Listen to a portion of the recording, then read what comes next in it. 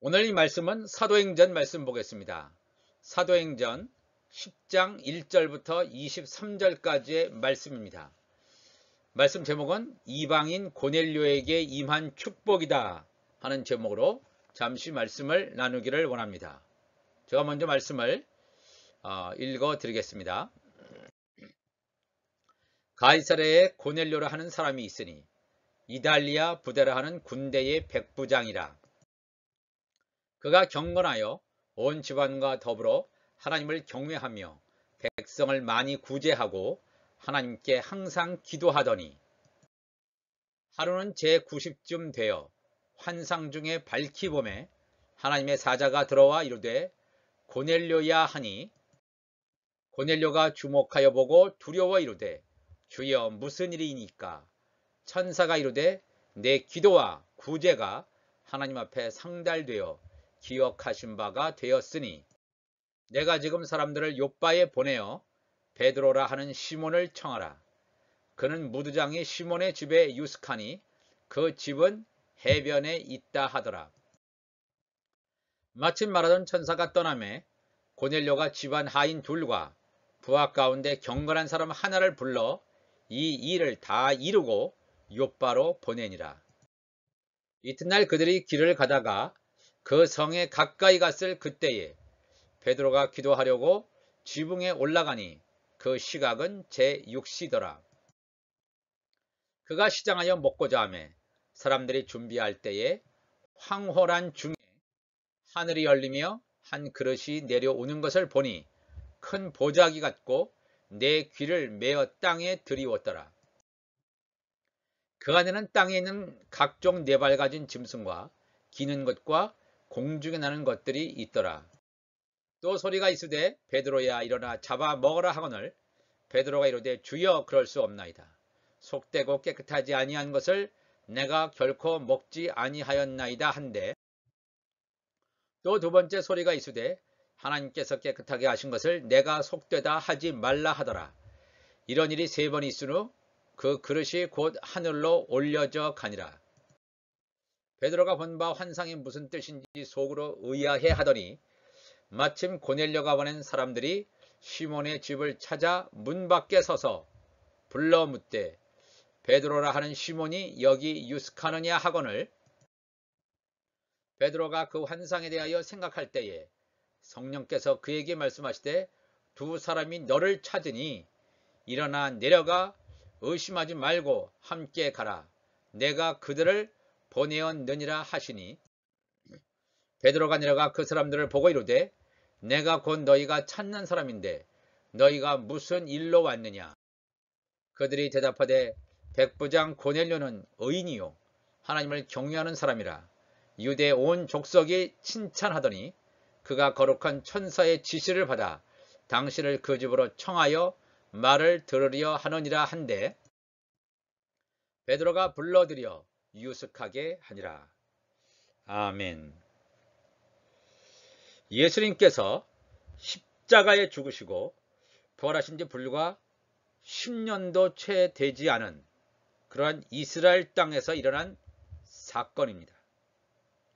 유대 종교 지도자들의 선동, 또 유대인들의 동조, 죄가 없다는 것을 알고서도 밀란이 일어날 것을 두려워하여 거짓의 눈을 감은 로마 총독 빌라도의 십자가 집행, 이러한 사건이 일어난 예루살렘과 그 주변을 결코 잊을 수 없는 사건으로 뇌리에 선명하게 남아있게 만들었습니다. 예수님의 제자들조차 부활의 사건을 목격하기 전에는 예수님을 따라다녔다는 것을 쉬쉬할 정도로 자신과 예수님과의 연결고리를 철저히 지우려고 안간힘을 쓰는, 그래서 예루살렘을 떠나서 정처 없이 방랑자의 길을 가서 이전 삶으로 돌아가려는 제자들의 모습도 보여줍니다. 그 당시에 예수님을 따른다는 것이 얼마나 두려운 길이었나 하는 것을 잘 보여주고 있습니다. 사도행전 10장을 보면 전혀 뜻밖의 이야기가 전개됩니다. 로마의 군대 장관, 장교죠. 한 100명의 로마 군인들을 부하로 거느리는 고넬료라 불려지는 백부장의 이야기가 나옵니다. 근데 이 고넬료가 주둔하고 있는 곳은 로마 총독의 관저가 있는 가이사랴라는 곳이었습니다. 유다 지방은 로마 황제의 통치권이 미치는 지역이었습니다. 특히 로마 총독의 관저가 있었던 가이사랴에 주둔한 백부장의 위세는 유다의 다른 지역에 있었던 백부장과 비교하면 훨씬 그 위세가 높았을 것입니다. 백부장의 지위를 가지고 있는 로마 장교라면 앞으로 출세를 위하여 천부장, 더 나아가서 로마 총독의 자리까지 야심을 가지고 로마 황제에게 철저하게 충성을 다짐하는 그런 인물들이었을 것입니다. 그렇지만 오늘 우리가 본문에서 살펴본 대로 로마 군인인 이 백부장의 종교회를 엿보면 과연 이 사람이 로마 장교로서 제대로 직을 수행할 수 있을까 하는 것이 의심할 정도로 우리를 의아하게 만듭니다. 사도행전 10장 절에 그가 경건하여, 고넬료가 경건하여 로마 군인, 로마 장교, 이방인, 그 사람이 경건하여 온 집안과 더불어 하나님을 경외하며 백성을 많이 구제하고 하나님께 항상 기도하더니 그랬습니다. 자기뿐만 아니라 온 집안 사람이 하나님을 경외했다 그랬습니다. 고넬료가 어떻게 자신들의 통치를 받는 피식민지의 주민들이 가지고 있는 그 유대교에서 섬기는 하나님을 경외하게 되었는지, 또 유대인을 많이 물질적으로 도움을 주는 그런 사람이 되었는지를 우리가 구체적으로 알기는 어렵습니다. 앞으로의 성공을 위한 처세술로 자기가 관할하는 지역에 소란과 밀란이 일어나지 않도록, 그래서 평화와 안정을 주는 주둔군의 지휘관으로 피식민지 사람들인 유대인들에게 도움을 주고 그들의 종교를 따르는 이런 것이 아니라 순수하게 하나님을 섬겼다는 사실은 하나님의 복음의 위력을 실감할 수 있는 대목입니다. 로마 황제를 섬겨야 되는데 그때는 로마 황제를 신처럼 섬겨야 되는 그러한 시기입니다. 다른 사람도 아니고 로마 황제의 부하인 가이사랴의 로마 장교 백부장이 하나님을 섬겼다니 어떻게 이런 일이 있을 수 있는가? 어떻게 이 고넬료에게 복음이 전파되었고 그가 하나님을 믿게 되었는가? 고넬료가 근무하는 이 가이사랴에 복음이 전파된 경로를 한번 살펴보면 오순절 성령 강림 사건이 있은 후에 7명의 집사 가운데 한 명인 빌립이 있었습니다. 이 빌립이 성령의 인도함을 따라 이디오피아 내시를 광야에서 만나게 됩니다. 이디오피아 내시가 궁금해했던 말씀을 풀어주고 예수를 증거해주고 이디오피아 내시에게 물로 세례를 주었을 때 갑자기 주의 영이 빌립을 이끌어서 가이사랴에 이르게 되는 것을 성경은 증거하고 있습니다. 사도행전 8장 39절에 40절에 나타나 있죠. 빌립은 아소도에 나타나 여러 성을 치러 다니며 복음을 전하고 가이사랴에 갔다 그랬어요. 가이사랴. 근데 사도행전 21장 8절 보면 이튿날 떠나 가이사랴에 이르러, 이거는 이제 사도 바울이 예루살렘에 갈 때의 그 행적을 나타내는 본문인데, 바울이 이튿날 떠나 가이사랴에 이르러 7 집사 중 하나인 전도자 빌립의 집에 들어가서 머무르니라 그랬습니다. 아, 빌립의 집이 가이사랴에 있었구나. 그렇다면 이 빌립이라는 사람이 이 가이사랴, 자기의 집이 있는 그 고장에 복음을 전했을 것이라고 우리가 분명히 추정해 볼 수 있습니다. 이 빌립의 전도 집회, 전도, 이것을 통해서 이 고넬료가 하나님에 대해서 말씀을 들었을 수도 있고, 또 예수 그리스도의 십자가 부활 사건은 워낙 강력한 사건이었기 때문에 예수님의 십자가와 부활 사건이 일어난 지 지금은 10여 년 안팎이 일어난 이런 상황 가운데서 그 사건의 충격은 엄청났을 것이라고 생각합니다. 또 사도행전 10장 35절 보면 어떤 말씀이 있냐면 각 나라 중 하나님을 경외하며 의를 행하는 사람은 다 받으시는 줄 깨달았더라. 이 고넬료 사건 가운데 이제 후반부에 나오는 사건을 지금 다루고 있습니다. 그러니까 이 이방인 로마 장교가 어떻게 전혀 이 베드로가 예측하지 못했는데 하나님을 경외하며 믿게 되었을까? 그러면서 사도행전 10장 36절에 만유의 주 되신 예수 그리스도로 말미암아 화평의 복음을 전하사 이스라엘 자손들에게 보내신 말씀. 베드로는 이렇게 생각했습니다. 오순절 성령 강림 사건으로 유대인들이 성령 강림을 체험하지 않습니까? 오순절 사건. 그래서 이스라엘 자손들에게 보내라고 주신 말씀이구나. 이렇게 생각했는데 이스라엘 자손들에게 보내신 말씀. 곧 세례 요한이 물세례를 반포한 후에 갈릴리에서 시작하여 온 유대에 두루 전파된 것을 너희도 알거니와 그랬어요. 베드로가 이때는 이 모든 사건이 끝나서 이제 고넬료의 가정을 방문했을 때 고넬료에게 하는 말씀입니다. 너희도 이 복음이 전파됐다는 건 너희들도 알지 않느냐. 그러니까 하나님 나라 복음이 어떤 루트를 통해서 정확하게 고넬료에게 전달됐는지는 알 수 없지만은 전도자 빌립을 통해서든 아니면 다른 사람을 통해서든 하나님의 말씀이 저들에게 전파됐다는 건 분명히 성경이 증거하고 있습니다. 사실 유대교라는 종교는 이방인들에게 무척 매력이 있는 종교로 비춰지기도 하였습니다. 왜냐하면 유대교는 다른 종교들에 비해서 매우 도덕적인 가르침을 가지고 있었기 때문입니다. 유대교로의 개종을 하지 않더라도 유대교를 흠모하는 이방인들이 제법 있었던 시대였습니다. 성경에 고넬료에 대한 자세한 기록이 존재하지는 않지만 예수님의 사역, 십자가 사건, 부활 사건을 잘 알고 있는 사람이었음을 성경은 증거해주고 있습니다. 이 복음의 폭발성은 이스라엘 땅을 아마 강타했을 것입니다. 분명히 우리가 함께 읽었던 사도행전 10장 35, 36절에도 나와 있죠. 근데 이 고넬료는 유대교로 개종하진 않았습니다.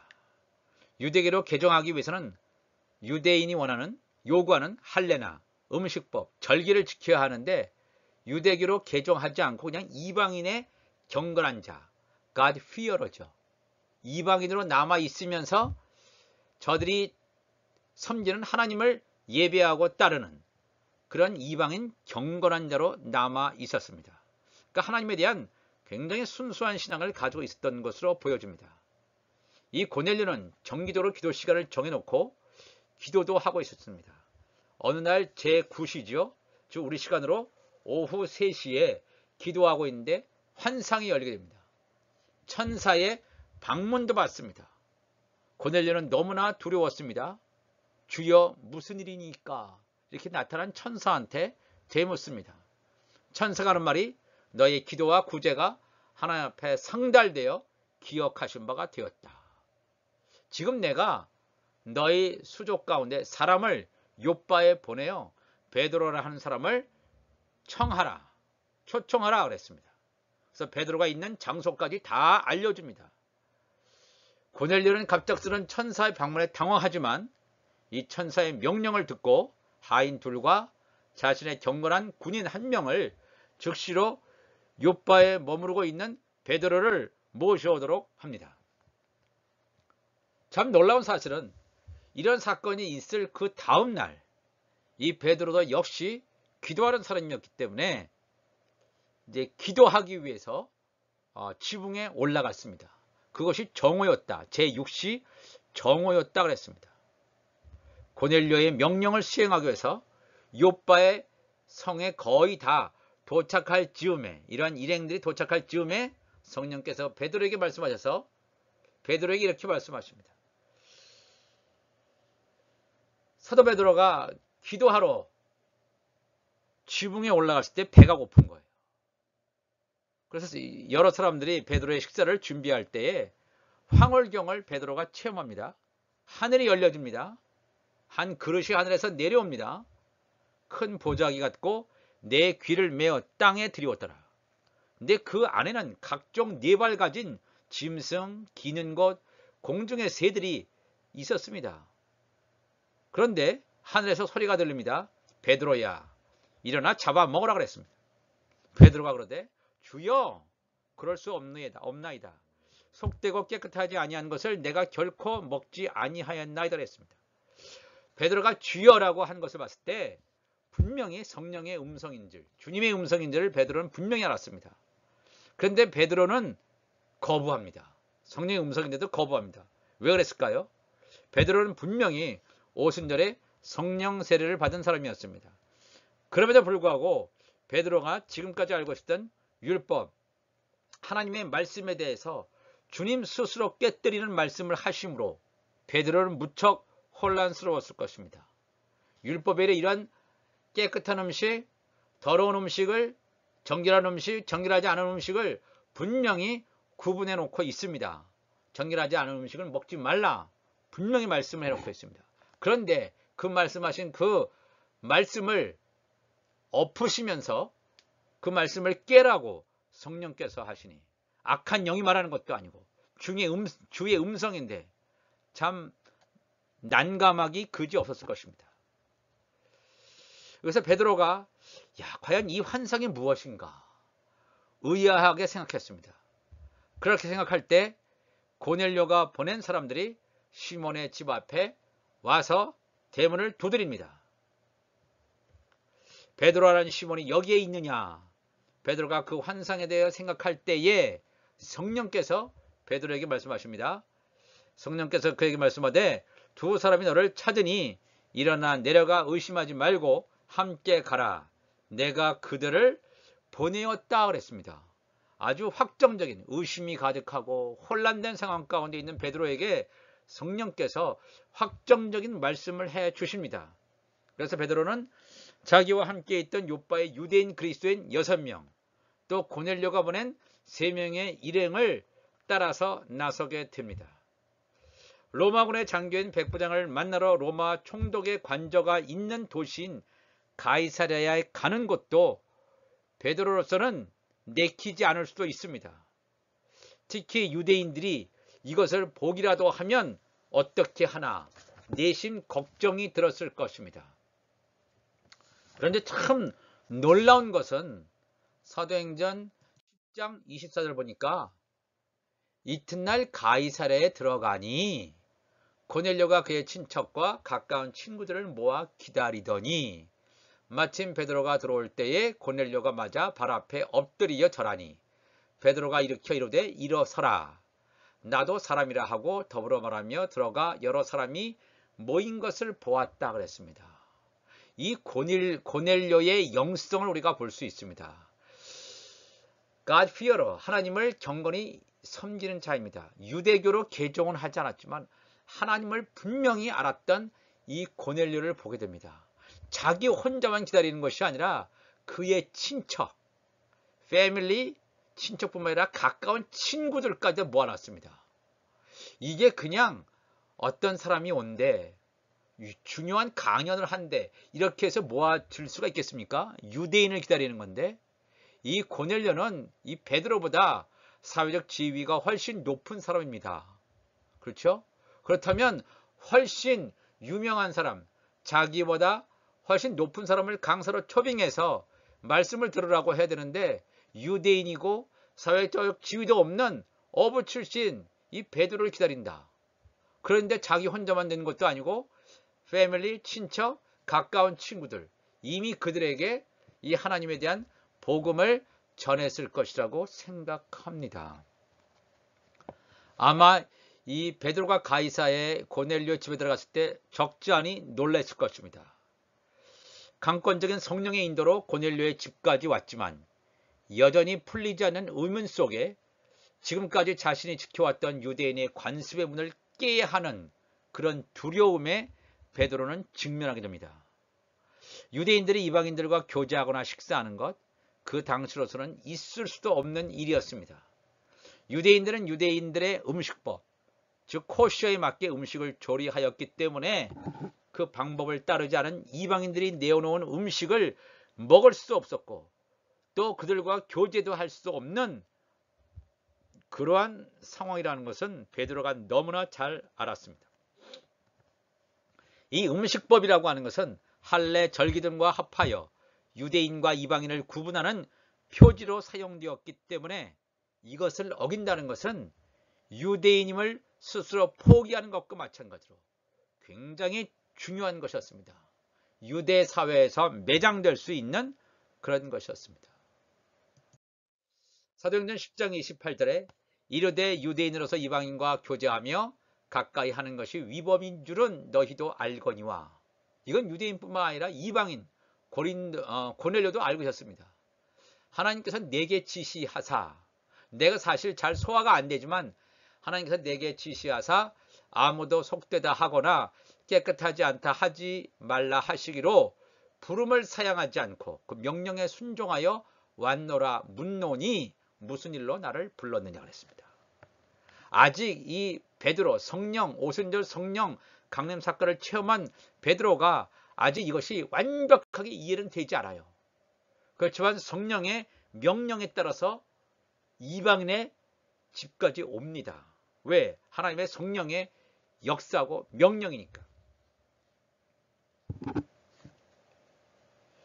이 말을 듣고 있던 이 고넬료가 이렇게 얘기하죠. 사도행전 10장 33절에 내가 곧 당신에게 사람을 보내었는데 오셨으니 잘하였나이다.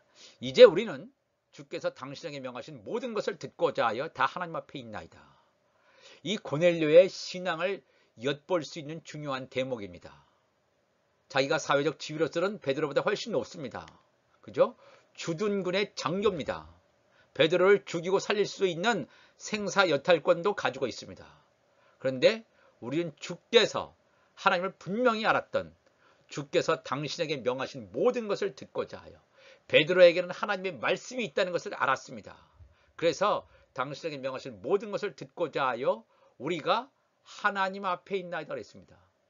하나님이 그들 눈에게 보입니까? 안 보이죠. 그렇지만 베드로를 통해서 베드로의 입에서 나오는 말씀이 이것이 사람의 얘기가 아니고 하나님의 말씀이라는 걸 알고 우리가 하나님 앞에 있나이다. 이 고넬료가 이렇게 얘기합니다. 이 말을 들은 베드로가 놀라지 않을 수 없습니다.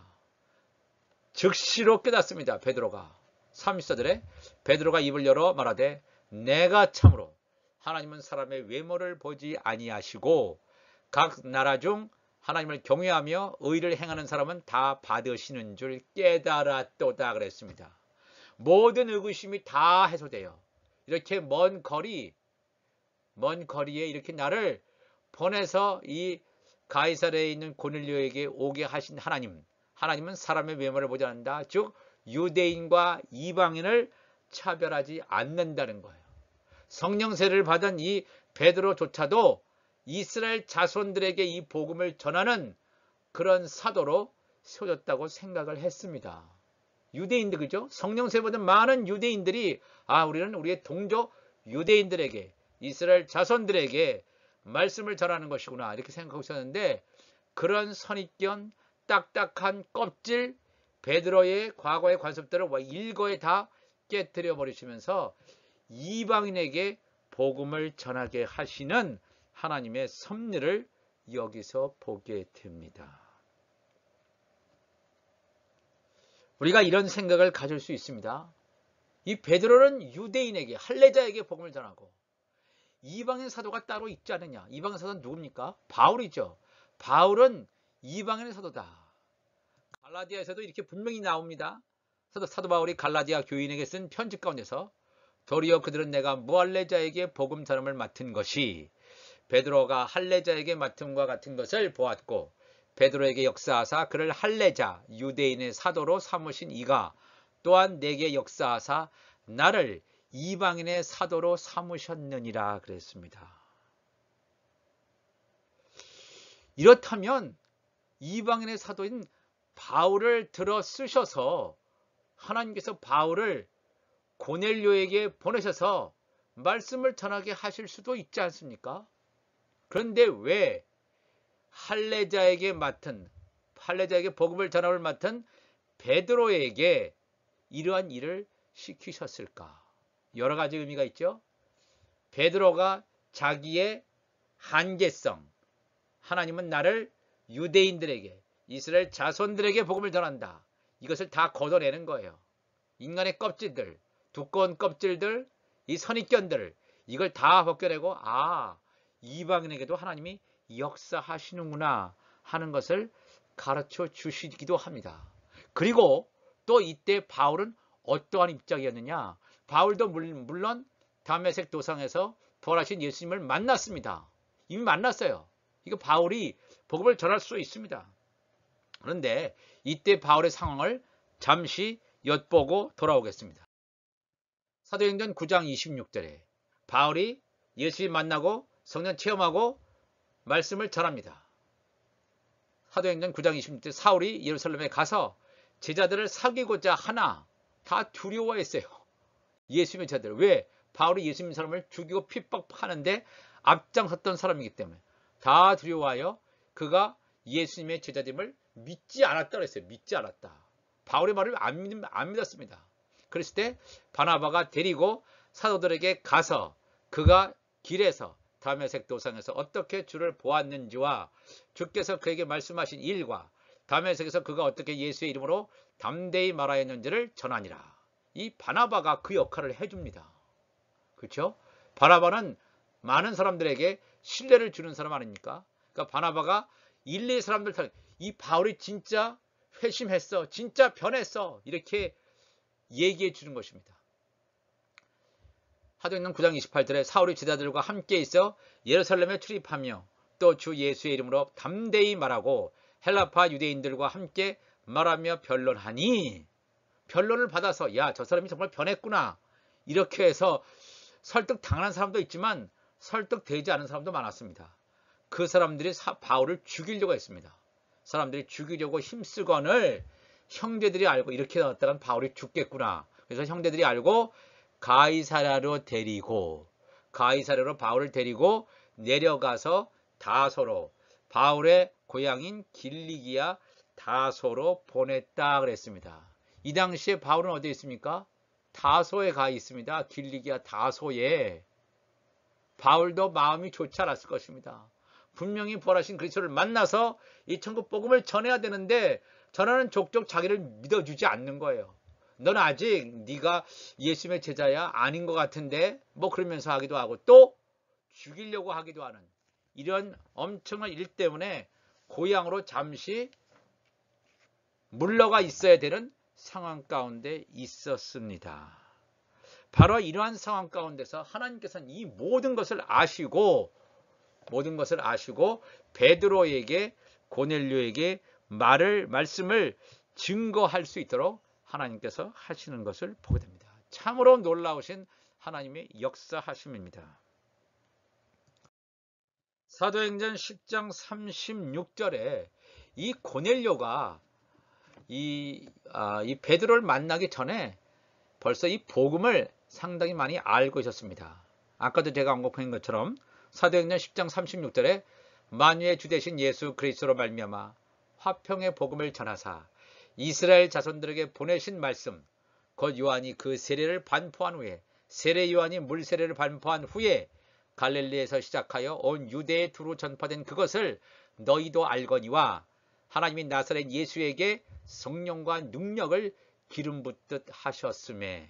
하나님이 나사렛 예수에게 언제 성령 세례를 부어 주었습니까? 요단강에서 예수님이 세례 요한한테 물 세례 받으시고 요단강에서 올라오실 때 하늘이 열리면서 성령 세례가 예수님에게 임한 것을 보게 됩니다. 나사렛 예수에게 성령과 능력을 기름 붓듯 하셨음에 그가 두루 다니시며 선한 일을 행하시고 마귀에게 눌린 모든 사람을 고치셨으니 이는 하나님이 함께 하셨음이라 그랬어요. 이런 사실들을 이 고넬료는 알고 있었습니다. 이건 놀라운 역사구나 하는 것을 알고 있었습니다. 그렇기 때문에 그러니까 이 베드로가 이런 사실을 계속해서 쭉 언급하면서 우리는 증인입니다. 내가 여러분보다 더 뛰어난 아무것도 없고 우린 단지 이것을 보았던 증인입니다 하면서 예수 그리스도의 십자가 사건, 부활 사건을 이 고넬료와 그 모인 사람들에게 쭉 얘기합니다. 하나님의 말씀을 전합니다. 그리고 이 하나님께서 선택하신 이 예수님이 살아있는 자와 죽은 자의 재판장으로 계신 분임을 복음을 증거합니다. 그런데 놀라운 일이 일어납니다. 사도행전 10장 44절에 베드로가 이 천국 복음을 전할 때에 성령이 말씀 듣는 모든 사람에게 내려오시니 고넬료와 가족과 친척과 지인들 모인 사람들 모두에게 성령이 내려오는 거예요. 아직 이들은 뭐예요? 예수의 이름으로 물세례도 받지 않았습니다. 성령이 말씀 듣는 모든 사람에게 내려오시니 그랬어요. 베드로와 함께 온 할례 받은 자 6명, 욥바에서 6명의 유대인 신자들이 함께 왔는데 온 할례 받은 신자들이 이방인들에게도 성령 부어 주심으로 말미암아 놀랐다 그랬습니다. 베드로와 함께 욥바에서 온 유대인 신자들은 뭐예요? 오순절날 성령 받은 사람들입니다. 야, 우리에게 성령이 임했다. 같은 유대인들에게만 복음을 전하는 이러한 상황 가운데서 자기의 눈앞에 펼쳐지는 이방인에게 어떻게 보면 자기 민족을 현재 핍박하는 건 아니지만 주둔군의 장교에게 그 가족에게 모인 자들에게 성령 부어주시는 이 초미의 사건이 일어납니다. 이들이 성령을 받은 다음에 방언도 하고 하나님을 높입니다. 이 사건을 본 베드로가 이렇게 얘기합니다. 이 사람들이 우리와 같이 성령을 받았으니 누가 능히 물로 세례 베풀음을 금하리요. 우리와 같이 이게 뭡니까? 우리 이 유대인들이 오순절 성령 강림, 사도행전 이전에 나타난 오순절 성령 강림 사건의 그 성령 세례를 받은 것과 동일하게 이 고넬료와 모인 자에게도 성령이 임했다 그런 것입니다. 성령 세례를 이들은 그러니까요 먼저 받은 거예요. 물 세례 받은 다음에 성령 세례 받은 게 아니라 성령 세례를 받고 누가 능히 물로 세례 베풀음을 금하리요 하고 명하여 예수 그리스도의 이름으로 세례를 베풀라 하니라. 그들이 베드로에게 며칠 더 머물기를 청하더라 그랬습니다. 이 놀라운 사건입니다. 우리가 오늘 이 고넬료에게 임한, 고넬료 가족과 모인 사람들에게 임한 축복이 무엇입니까? 성령 세례를 받았다는 것입니다. 사도행전 2장에는 예수님의 제자들 또 모인 마가의 120명의 문도들 그들에게 하나님의 성령 세례가 임하지 않습니까? 그들은 다 유대인입니다. 유대인들에게 하나님의 성령이 임하는데 그 이후에 사도행전 10절에는 뭐예요? 이방인에게 성령 세례가 임하는 사건을 보여주십니다. 특히 이방인 중에서도 로마 장교, 백부장, 하나님을 경외했던 이 백부장에게 또 그 모인 사람들에게 성령 세례가 임하셨습니다. 즉, 이 베드로가 하나님의 자녀인 것처럼 이 고넬료와 거기에 모여있던 가이사랴 이 고넬료 집에 모여있던 이 사람들도 하나님의 자녀임이 성경으로 증거해 주고 있습니다. 이들은 준비된 자였습니다. 준비된 자. 갑작스럽게 베드로를 초대해서 한 것이 아니라 고넬료가 주는 하나님의 말씀을 통해서 그들이 하나님을 알게 되었고 가족과 모인 사람들이 하나님의 말씀에 대해서 열심히 있는 사람들. 그렇지만 아직도 물세례도 받지 않은 이방인이었기 때문에 물세례도 받지 않은 그런 사람이지만 하나님에 대한 간절함이 있는 그런 사람들이 모였을 때 베드로가 말을 전할 때 하나님의 말씀을 증거했을 때 그들의 하나님의 성령 세례가 임하는 것을 보게 됩니다. 우리가 이 말씀을 기억하시면서 놀라운 하나님 아버지, 이 성령 세례가 우리 안에도 하나님의 성령이 있습니다. 더 뜨겁게 역사하여 주셔서 우리 안에 있는 모든 육신의 것들이 이 육이 다 벗겨지게 하시고 하나님의 성령이 강력하게 임함으로 말미암아 내 안에서 놀랍게 역사하는 하나님을 경험할 수 있는 우리 모두가 되게 하여 주옵소서. 사도행전 10장의 이 놀라운 고넬료에게 임했던 이 놀라운 축복이 우리 주와 함께 교회와 이 말씀을 듣는 모든 자들에게 임하실 줄 주 예수 그리스도의 이름으로 축복을 드립니다. 다 같이 기도하시겠습니다. 하나님 아버지 감사합니다. 우린 하나님의 섭리를 대할 때보다 깜짝깜짝 놀라기도 합니다. 전혀 예기치 못하게 인도하시는 역사하시는 하나님을 보게 됩니다. 그럼 우리가 하나님 앞에 더 엎드리게 하시고 기도하게 하시고 오늘 이 시간 하나님께서 주시는 놀라운 메시지를 받고 우리가 더 겸비하게 하나님 앞에 낮아지고 그러므로 말미암아 하나님의 말씀이 우리를 사로잡아 주셔서 온전히 하나님께서 허락하신 그 길을 온전히 걸어갈 수 있도록 도와주시옵소서. 창세부터 요한계시록까지 이 말씀을 열어주시고 깨닫게 하시고 보게 하시고 듣게 하시고 그러므로 말미암아 이 우리의 입술을 통해서 다른 사람들을 살릴 수 있는 그런 하나님의 역사가 되게 하여 주옵소서. 우리 주님 감사하며 예수님의 이름으로 기도합나이다. 아멘.